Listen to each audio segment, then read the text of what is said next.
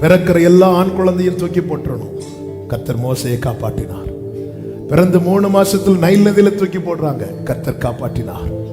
40வது வயசுல மோசையை பார்வோன் கொலை செய்ய வகை தேடினான். மோசே ஓடினான். கர்த்தர் இப்ப திருப்பி அவனை எகிப்து கொண்டு வரார்.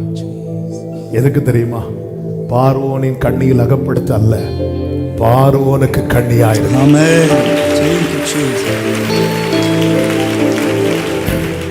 மோசைய நைல் நதியில மூழ்கடித்து கொல்ல பார்த்த பார்வோன இந்த மோசைய கொண்டு சிவந்த சமுத்திரத்துல கர்த்தர் மூழ்கடித்து கொலை செய்ய பார்த்தார். நம்மால நம்ம குடும்பம் அழிஞ்சிடக்கூடாது. நம்ம குடும்பத்தை அழிக்கணும்னு நினைக்கிறான் தெரியுமா? அவ அழியணும்.